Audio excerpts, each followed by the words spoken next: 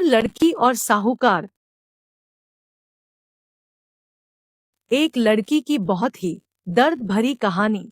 एक व्यापारी ने किसी धनी साहूकार से ब्याज पर पैसा उधार ले रखा था, लेकिन व्यापार में नुकसान हो जाने की वजह से वह साहूकार का पैसा लौटा नहीं पा रहा था। व्यापारी की एक बहुत ही सुंदर बेटी थी। साहूकार बड़ा कुटिल था कि व्यापारी पैसा तो वापस कर नहीं पा रहा है, तो क्यों ना इसकी परिस्थिति का फायदा उठाया जाए। उसने व्यापारी को एक सुझाव दिया कि अगर वह अपनी बेटी की शादी उस साहूकार से कर दे तो वह व्यापारी का सारा कर्ज माफ कर देगा। व्यापारी बेचारा मरता क्या न करता। उसने अपनी बेटी को सारी बात बताई। साहूकार अधेड़ उम्र का कुरूप व्यक्ति था। अब उस बेटी के आगे दो ही रास्ते थे। पहला, या तो साहूकार से विवाह करने से इनकार कर दे और अपने पिता को कर्ज में दबा रहने दे। दूसरा, साहूकार से खुशी से विवाह कर ले ताकि उसका पिता स्वतंत्रता से रह सके। साहूकार के आगे एक शर्त रखी कि साहूकार एक थैला लाए और उसमें 2 गोलियां डाले, एक सफेद रंग की तथा दूसरी काले रंग की। इसके बाद लड़की उस थैले से आंख बंद करके कोई एक गोली निकालेगी। गोली अगर काली निकली तो लड़की साहूकार से विवाह कर लेगी और उसके पिता का कर्ज माफ कर दिया जाएगा। साथ ही अगर गोली सफेद निकली माफ किया जाएगा, लेकिन लड़की साहूकार से विवाह नहीं करेगी।